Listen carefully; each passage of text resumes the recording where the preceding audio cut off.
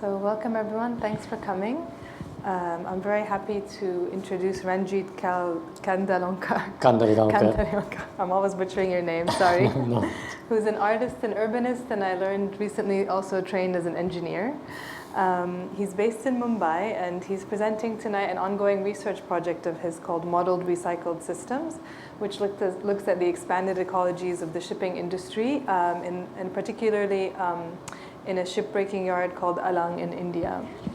And he looks at not only the kind of meta space, a marine space of shipping, but also looks at this through kind of family archives and a very personal connection to the space as well. So he'll be talking principally about that project, and then we'll be in discussion afterwards, and then hope to have a kind of informal conversation with all of you as well. So a version of this work was shown in the Bergen Assembly in Norway, and more recently at the 2019 Columbuscope that took place just last January. And we also co-commissioned this work there as well. So Ranjit will be presenting images from that too. So thank you and welcome. Thank you. Just get this. Yeah, thank you for coming out, and thanks to Nav for inviting me. It's just really weird in my head, this sound. I just wanted to share this project with you. It's called Model Recycle Systems. It's this long-term project that I have, which I've been studying shipbreaking at Alang, which is in Gujarat. It's the western part of Bombay, of India. And it's essentially, it started as a project where I wanted to look at how basically ships at the point when they are decommissioned and when they reach the shore to break, what happens to its ecology of all this breaking, what happens to each and every part of the ship. So for example, I wanted to kind of document in effect how many nuts and bolts in a ship. So it started with that idea of what happens to each and every part, where does it go, what is its different markets. There are primary, secondary, tertiary markets of how these objects that all were collected to become a ship. At the point when it breaks down, where does it all redistribute? What part of it goes back into the shipping industry? Majority of it becomes basically raw steel and extraction. And then there are these other kind of objects that can't be broken down but have worth still. So how does that kind of redistribute? So that was my initial interest of looking at the yards. But then as I started studying it, I basically started this project in around 2004, 2005. And then I spent the next 4 or 5 years not even making any work. I was just documenting, looking at newspaper clippings and photographing. It's a contentious site, so even access is kind of difficult. So I went 1 or 2 times under the radar with through friends and through contacts, etc., etc. And then I started making contacts, and it became a lot more kind of official. And I started working with people within the industry there, as well as outside of it. And then I realized that I need to kind of place it in the context of, I can't just disconnect it into the recycled bit of it. I wanted to kind of bring it into the context of the shipping industry. Because one of the major things that I want to study is the fact that the shipping industry kind of dissociates itself from the shipbreaking industry, and relegates it to another industry, namely waste or recycling. So this kind of cycle that has to complete is why I was kind of wanting to look at it. And look at it also through ideas and problematic ideas of the lens of representation. So Nora actually suggested, so I started doing this. I was taking a lot of photos, and Nora actually suggested to give a better sense of the shipping industry. I thought I showed her this yesterday, and I thought it would be nice to show it to you all. I think this is a current scenario of. So this is live marine traffic. Yeah, this is live right now. So that's where we are, Sharjah, Dubai, etc. And this is updated every minute. So you can basically get any ship, the route, when is it going to arrive, etc. So the reason I wanted to actually show you this was so that you get to see marine traffic in the world,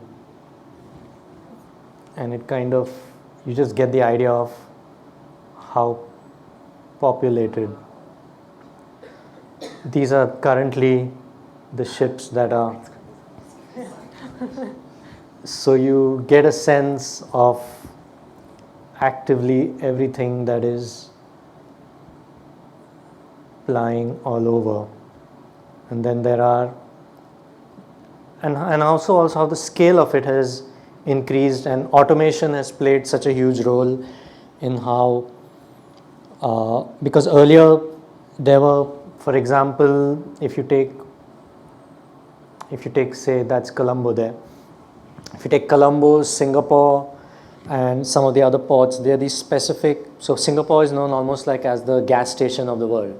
You know, that's where all the bunkering happens. So the majority of the ships that have that are filled with bunker fuel are waiting there, and then ships come. So it's like the petrol pump of the world, if you may. Then Colombo was known informally as the space where, from that point, ships either go towards the Suez Canal or they head to the Cape of Good Hope. So it depends on which route it's going to take. Then the price of the fuel will determine whether it will be hedged against the price of paying the fees for the Suez Canal. So if prices of fuel are really cheap, then companies might ask them to just go round, even if it takes extra 10 days or 15 days. So all these things are kind of, some of these invisible infrastructures are some of part of the study that I'm doing. So I thought it'd be interesting to kind of show you all this and to get another sense of, okay, I don't know where I'm, yeah. To get another sense of where we are in terms of the image making. I started kind of diagramming some of the way that I would conduct this study. So it started with this initial drawing of looking at the ship at sea, and then I was referencing like C.L.R. James, who wrote about Moby Dick, and Moby Dick and this kind of the whaling factory ship, the ship as being this factory space, right? And the logistics. So I started kind of dividing it into output, input, the docks, repurposed objects, and then the right-hand side becomes the kind of ship-breaking side of it. This becomes whatever's happening at sea, and the raw material and infrastructure. And then my project kind of blew up into looking at sound archives, disassembly. I then kind of distributed it into site. Then I started. So while I'm doing this, I'm beginning to slowly kind of look at how each of these industries are kind of organized in a certain way. So you can't get all the information at one shot. So I started wanting to do work around labor unions, and then look at it through comparative frameworks of other yards, which is Gadani in Pakistan, then Chittagong. Then China has shipbreaking yards, which they have stopped now. And then there's Ali Aga, which is the latest shipbreaking yard at Turkey, which is also an interesting phenomenon that has happened. So slowly all these infrastructures kind of start mapping a larger idea. And based on that, my drawing keeps changing. So this is the current state where I am.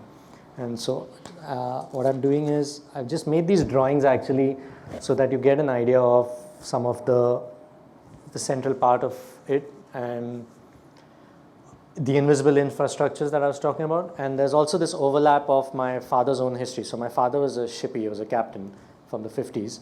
So this 1950s becomes this really important time where the scale of the ships kind of just increases, and it changes the industry completely. Container shipping becomes more common, and bulk shipping, which is transferring ships into cargo holds, kind of reduces. So that the percentage of that has reduced now to around between 15 to 25%. and everything is containerized. So the standard containerized box, as they call it, changes the design of the ship itself. And that is one aspect which I had to study because it kind of changes the type of ships that are now being broken. So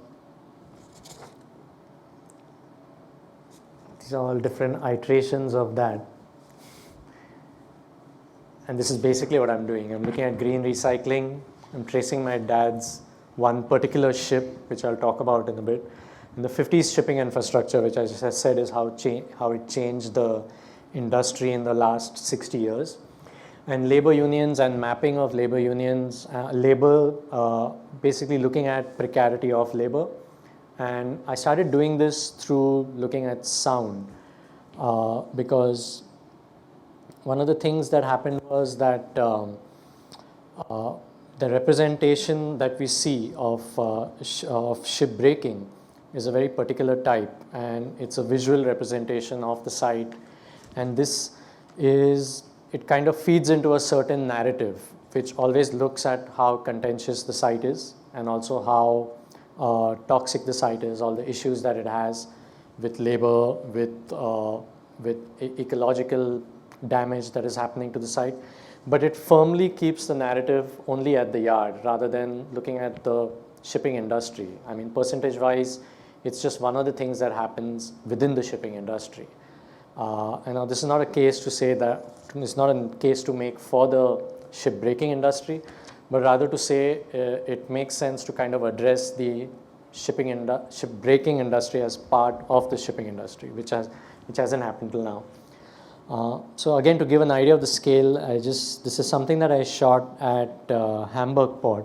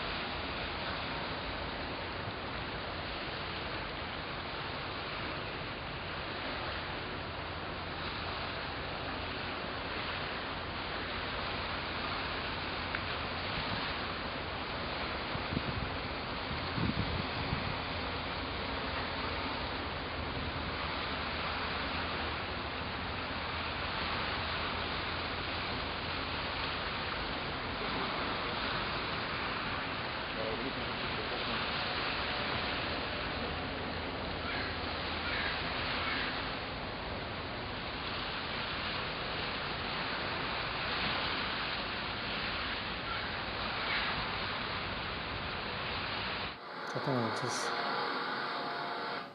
stop it in that. I mean, that's not even the largest of the ships. So you can just see by the scale of it, it's It's so large that these ships are measured in something known as TEU, which is 20-foot extension units. And nowadays the ships are 18,000 TEU. So 18,000 into 20 feet, that's the scale of one ship. And that's basically this container shipping has kind of moved into this scope of how. So what I wanted to do was kind of diagram shipbreaking. Usually shipbreaking yards are chosen at sites where you have a flat continental shelf, and ships can be are basically beached. So they are pulled in, and then they are towed in and pushed onto the shore, or they run on their own power, and they're kind of basically rammed into the earth at high tide. So at every cycle of high tide is when the only time that shipbreaking happens. So I started using sections of CAD drawings. So one other thing that I'm doing is using CAD as a technique to kind of talk about shipbreaking, because CAD is what is used as a navigation and also as and software which is used to make its shipping jargon. So I wanted to use CAD in order to explain shipbreaking and not just talk about shipping.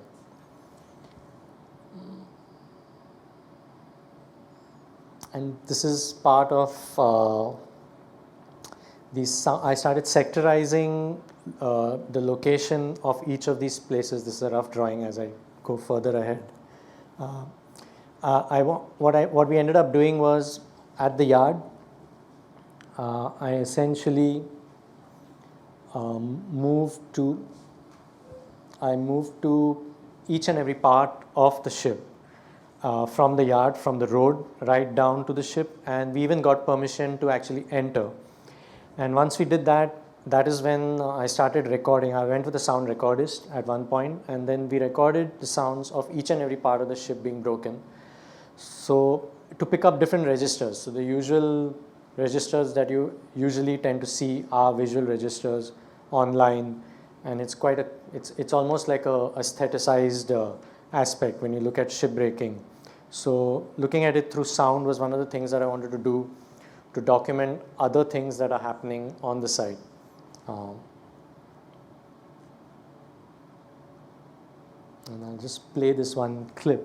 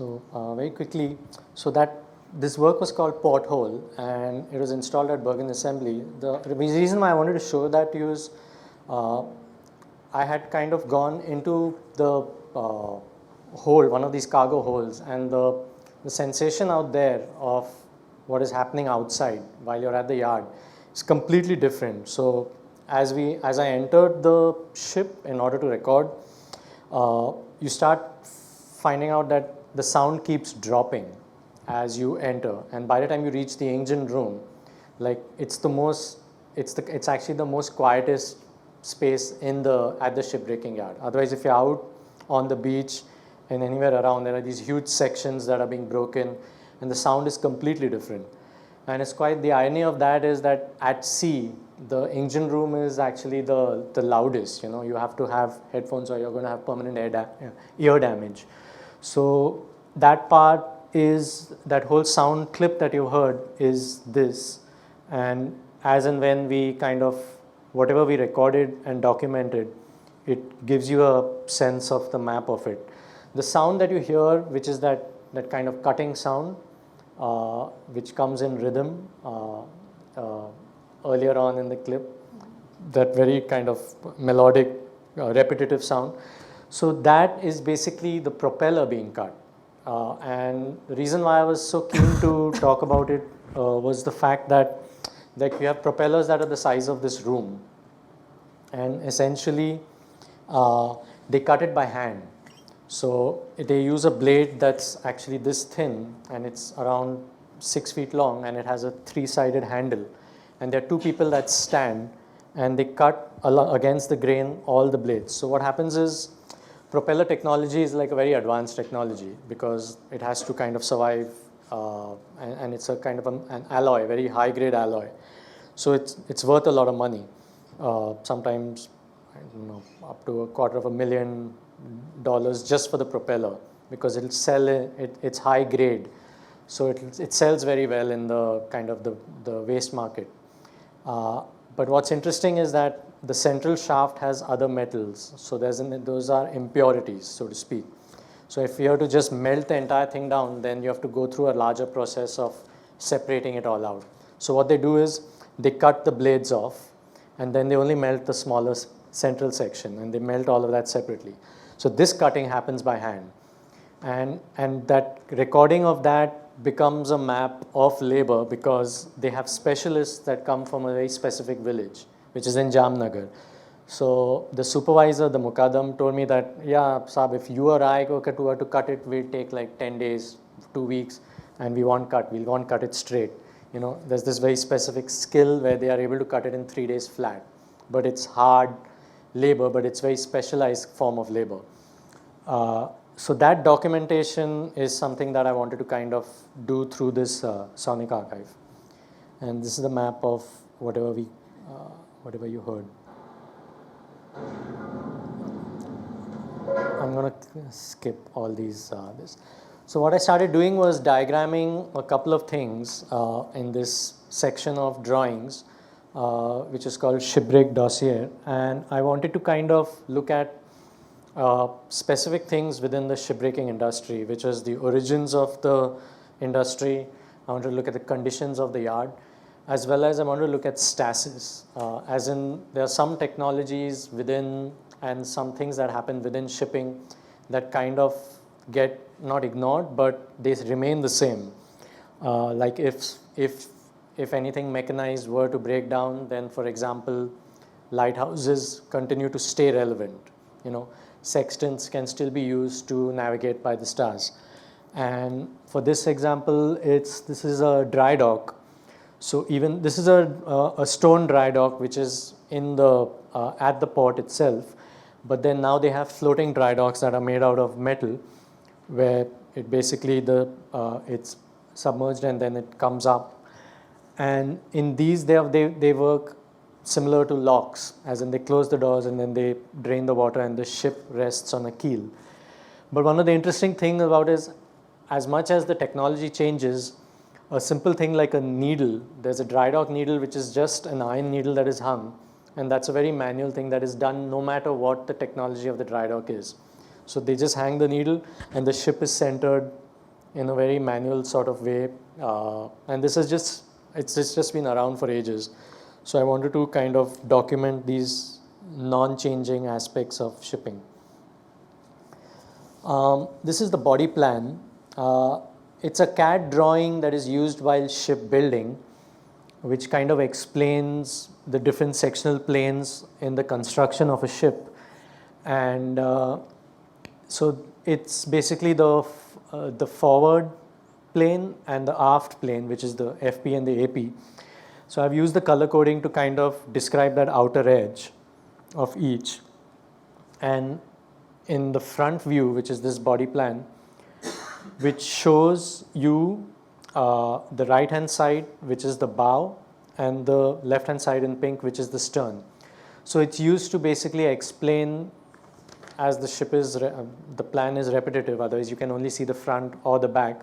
They use the half plane to show the front part of the ship and the back part of the ship, right? Now I use this same drawing to basically explain shipbreaking, because that part comes into the shipbuilding or the state of the ship. And at the point which is the front part of the ship, you have the first 4 weeks. So the name of this drawing is called week 1, week 2, month 1, month 2, which kind of explains with every week at which stage of breaking the ship is. So the drawing actually moves almost in a zigzag pattern. So up till week 12, which is month 3, since it's a front to back breaking, so from week 1 till week 12, 3 months where the front part of the ship is broken. Then the cycle repeats from the middle of the ship to the back of the ship. And then the drawing moves from month 3 to month 4, month 5. So usually a large ship is broken between 3 to 4 months of non-stop. There's multiple things that are happening on site. Man entry is getting all the permissions, removing everything that is hazardous in terms of draining all sorts of fuels from disconnection, electricals, and then they kind of, in the earlier photo that you saw, there was a hole in the side of the ship, and they use that to kind of remove everything that is not metal. So the basic idea is to reduce the entire ship to only metal, which constitutes about between 85 to 90% of the ship. So it's almost like someone that deals in waste material, and they gauge the worth of the ship, and they know which parts are there. So also there's this kind of detective work that's going on by the shipbreaker, where he's also knowing what is the dead weight of the ship, how much is he going to be able to extract, which part is waste. So he has to know how much of it is foam. So he even knows the percentage of foam, which is the padding between rooms, etc., etc. And so I wanted to make a drawing that kind of looked at this idea of beaching of a ship, which is ironically at the shipbreaking yard you have lighthouses. Now, lighthouses are used to kind of prevent ships from kind of ramming into land, but the ships here are actually guided to actually hit the land right in front of the yard. So this kind of irreverent image of a ship hitting a lighthouse is what I wanted to recreate. So I use CAD to kind of make this image. It's called safe beaching. So what they do is they actually have a drum, and the ship that's coming in, they have, if you see those arrows, that's a marine software that kind of records wave patterns and tide patterns, etc. But it again becomes a very kind of activity by hand, where they actually have a signal or a beacon that guides the ship in. The pilot stands on the beach itself, and he guides the ship in right in front of the lighthouse to kind of beach it. So this is from a 1970s book on shipbuilding, which is called Basic Design, which talks about the different costs of fuel costs, machinery, outfit costs, steel costs that go into different types of ship that are built. And interestingly, this infographic was exactly like that of how ships are broken.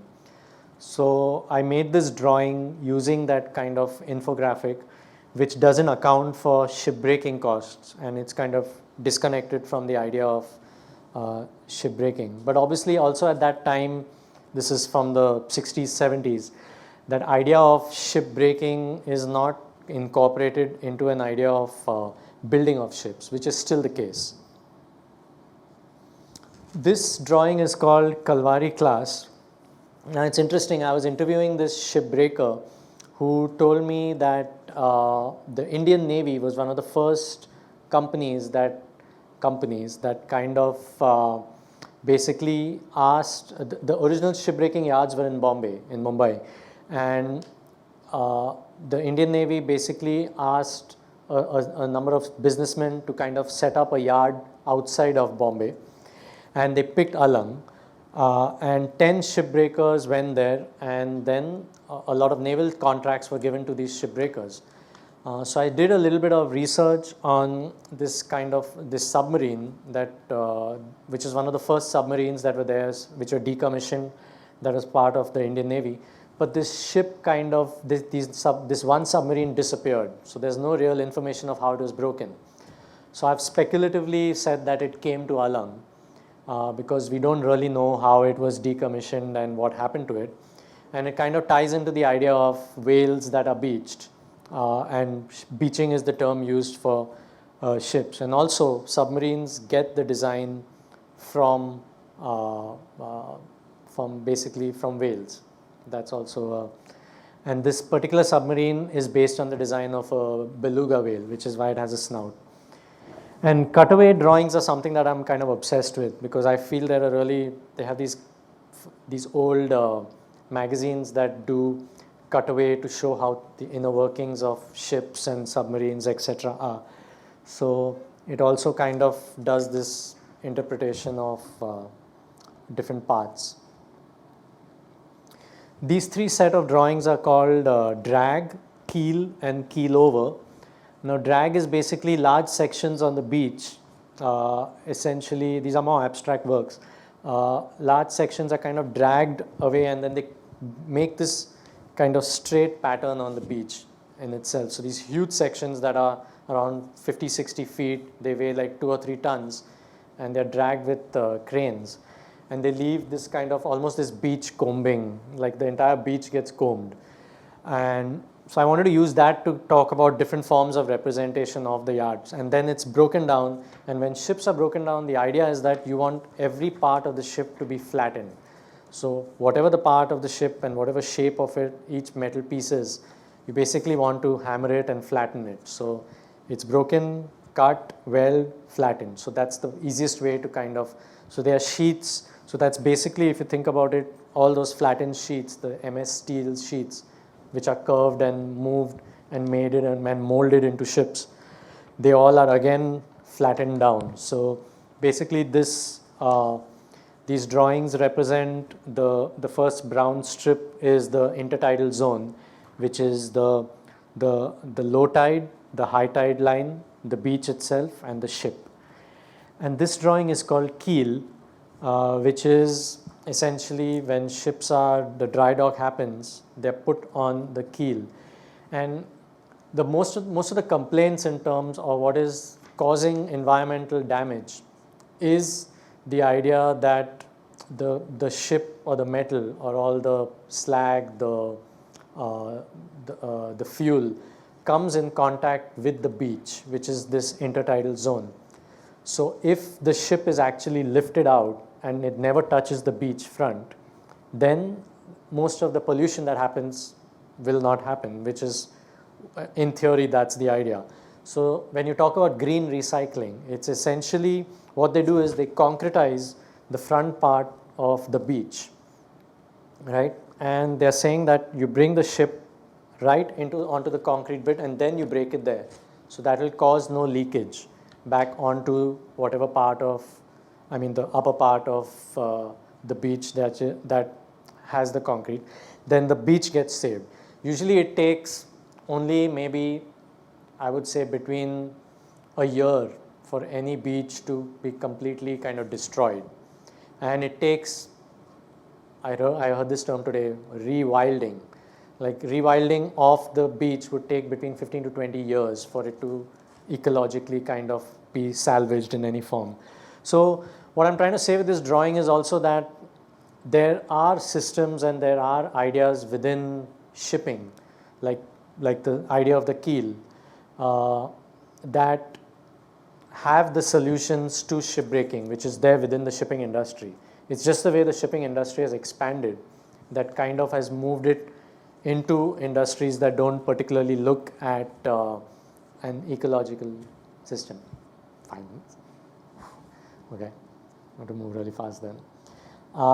So I started looking at shipping infrastructure, and because shipping infrastructure changed greatly in this time, and I do it through some of the history of my father's shipping, who was a captain, and he took a lot of photos from the time that he was a cadet till he became a captain. He kept photographing from the bridge of all his ships. He photographed the front part of his ships, and he traveled a lot with my mother once he became a captain on all his ships. So I've made these series of works during this time, during this period where he's taking all these photos. And I map some of the shipping history of what ship is there and which are the companies. This is another ship in the 70s, which is a bulk carrier. And I'm looking at the Great Lakes, where this is actually a photo taken by him, and I've layered it with an image of them at sea. So these earlier images are also before he got married, and then after some of their travels, when they traveled together, because officers could take their partners along with them. And she went everywhere with him. For a good 15 years, she was traveling at sea with him till we started growing up. These two works are called Sextant 1 and Sextant 2. And there's this idea of conviviality, of smoke rooms and shipping agents, where shipping agents, before automation, there's a lot more of the industry kind of depended on captains to run the ships, and automation has kind of changed that completely. So this is the photo that he took of his own ship, which I'm studying, and that's me with him at the Suez Canal in 79. And this particular one ship is what I'm studying. It was a German ship that was built in 58, and in 72 it was sold to Dempo Shipping, which was run by my dad. My dad is a captain, and it was changed to Jagat Swamini, and he sailed on it till 78, and that's a little later. Then this ship was converted into a trans-shipper, that is a transfer shipper, to move cargo from the barge to larger ships. That's the ship in its later years. It was changed to Priyamvada. So the ships keep changing name as they change, as they change companies. And then the yard Alang, the same ship ended up at the yard in Alang in 2016, which I kind of found parts of the ship in different warehouses, and I approached the yard owner, and he gave me the steering wheel of that ship. So I have my father's steering wheel as well as the drawings of the ship. So one part of the broken part of the ship was made into this pontoon, and these pontoons are used to kind of expedite braking. So even during high tide, they go around the ship and parts are kind of removed and put. So that pontoon is actually made from Priyamvada, and that's the original drawing of Priyamvada. And this is the master's chair at the bridge of the ship, which is from Priyamvada, and this is the original drawing. Should I just show that 2-minute clip? Okay. So I wanted to kind of talk about an episode that happened at the yard, which is I was getting permission for this show, and it's actually an episode that went completely wrong during this. So I was working towards the show, and I wanted this, this idea of like wanting this perfect shot for what you have in plan to make a video, etc., etc. So the basic idea was, this is the yard, and I was going to have like this tracking shot. I got permission. It took me 6 months to get this permission. Was to kind of just have a steady camera and to record the ship as it comes in. And I knew the exact point. So they had told me the exact point where the ship would be beached. So I placed the camera there. And basically the ship would come in and I would get my shot and I'd be very happy. And the entire shot went completely wrong. So what ended up happening was that I had a sound recordist and I wanted to have him record the pilot. So the pilot who was doing the walkie-talkie kind of conversation to kind of guide the captain. So pilots usually stand on the bridge of the ship if they're in a port or whatever, but at yards, they stand on the beach and then they just walkie-talkie the ship in. So it's literally the captain of the ship is basically hurtling the entire ship onto beach. It's a very different sensation for every captain also, I can imagine, because it's the only time you're ever going to do something like that, right? So this pilot, though, did not want to be recorded. So I had gone through a contact who was the former port officer, and he asked the pilot to give me the permission, etc. But he didn't want to do it, but he couldn't say no to his ex-boss. So what he did was he stood outside the yard because he could still see the ship, and he asked the yard owner to tell me that it's too dangerous to stand in front, and he had me shift onto the side. So my entire shot was spoiled. So I wouldn't see it approach at an onward angle. So I'll just play that clip.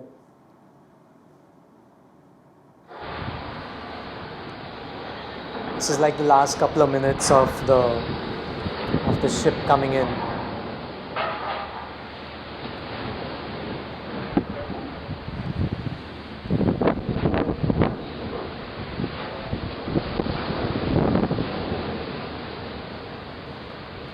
And then you see already that I just wanted to now, in this way, just become this large image, but it's all going to go wrong.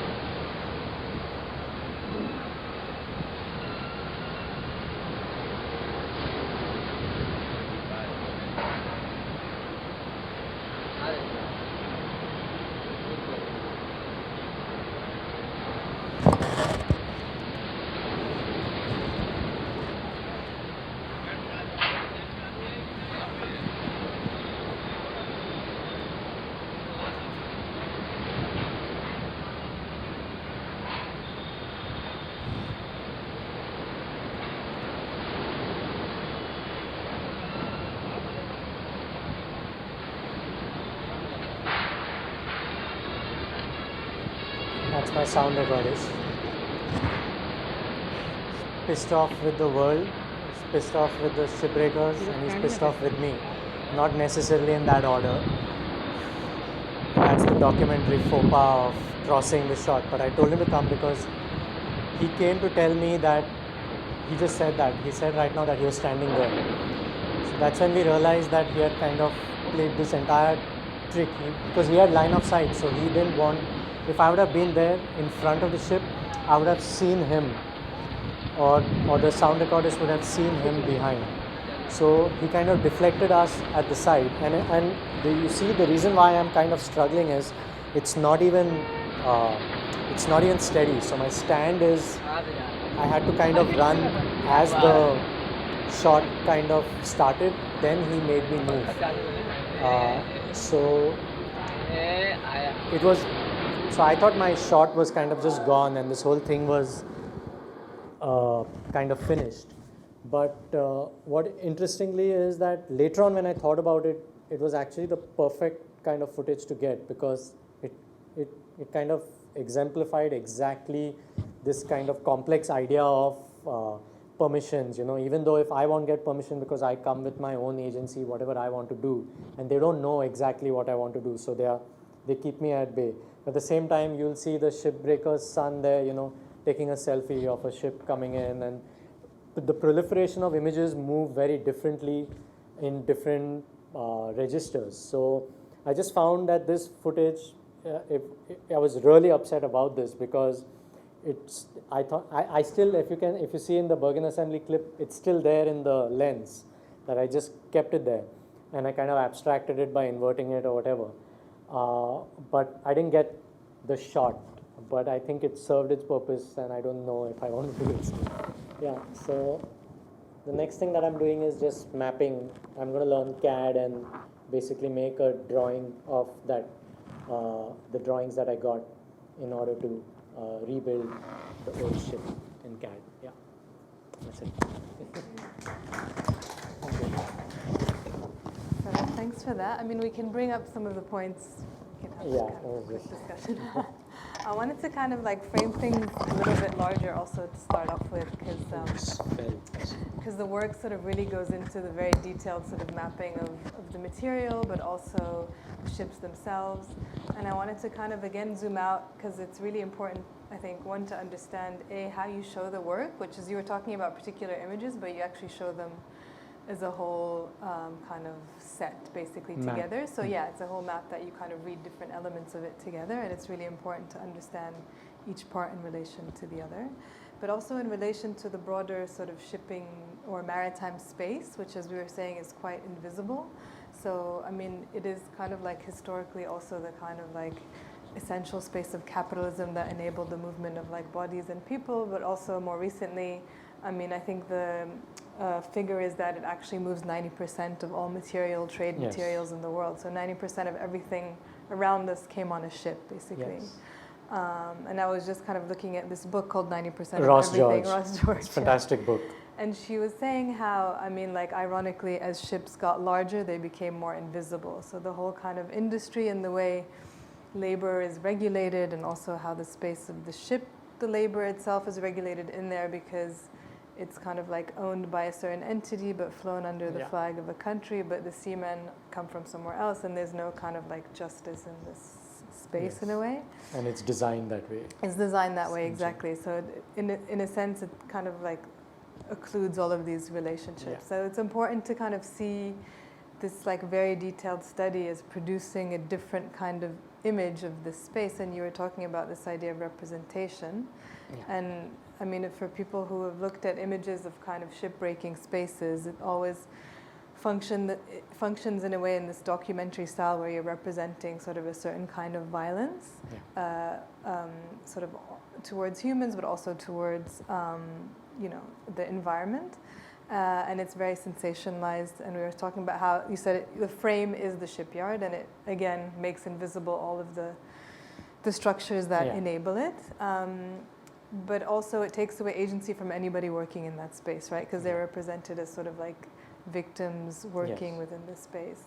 And so on one hand, the images you make are very detailed, but they also you know, you have to really study them to really kind of think about the effects of these ship-breaking spaces. And you're making us work basically to understand labor relations. Absolutely. So yeah, those were kind of some of the points I wanted to bring up, just in a way to kind of like zoom out from your work. And I mean, it's amazing how much research went into your work, and also knowing your other work, it's very research oriented, and there's so much in there. Yeah, it's a problem, yes.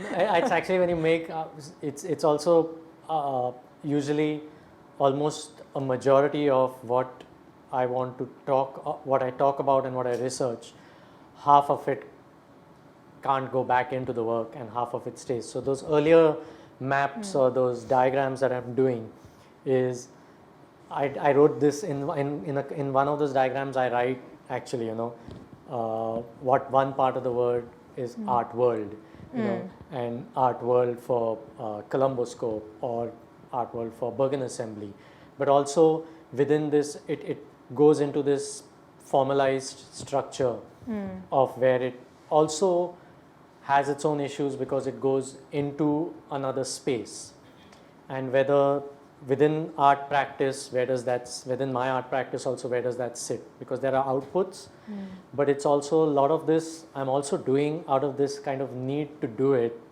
rather than it even becoming something or anything, you know. It's almost like wanting to get to the bottom of some of these aspects. Well, shipbreaking, the connection with, like, as what Ross George says, she plays this game in 90% of everything. She says that you look at anything around you here, any part of like your shoe or this headphone or glass, it has traveled sometimes halfway around the world, or it will be made here, made into something formal outside and come back to the same place because it's cheaper to do that. And that part of the industry stays extremely kind of invisible. Ironically, the shipping industry doesn't acknowledge shipbreaking, and so shipbreaking gets relegated to waste, but that becomes the output. Yeah. It's actually the only visible output through the visual representation. But one thing, I mean, that you didn't touch on, but I guess it's kind of obvious, is that the cycles of waste, I mean, shipbreaking is one of it, but also everything from recycled plastics to toxic waste has a kind of migration. So the kind of global north usually ships all of that to the global south basically, and there's like waste recycling plants and all of that. I mean, most of the stuff we think gets recycled actually gets kind of sold to another country as waste. Yes. And so these patterns also follow the kind of old patterns of sort of colonial relationships. Yes, absolutely. And they're just reenacted in a kind of contemporary form of because exactly disposal. Because shipbreaking was kind of a local, like in Britain, ships were broken in low tide at the Thames, for example, in like not even 300-400 years ago. So how did all of that change, you know, in terms of first world to third world, or what you call in terms of developed to developing, or west to waste, you know. So that's the invisible aspect, which is so kind of, it's just not known. Yeah, but it's not known to who? I think that's the question, right? It's not known, I mean, in this idea that it's also organized in a way that I think there's a shift happening right now. So for example, there's always been this thing called the Basel Convention, which talks about toxicity, which talks about shipbreaking yards, which talks about how things need to be broken. But it never kind of translates into a form of like looking at the yard itself. It's on paper, but it stays within this,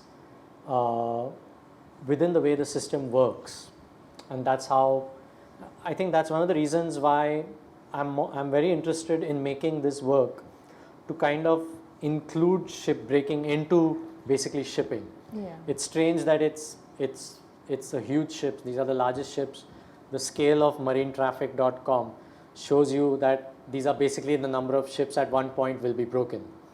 Right? There are between 300 to 500 ships that break every year. 45% of them at this yard. but this yard stays as invisible. But there are a lot of players involved. It's a state, it's designed so that it's a state and private enterprise. So there's crony capitalism. Within that structure, it's also the government that wants a certain kind of trade to come in.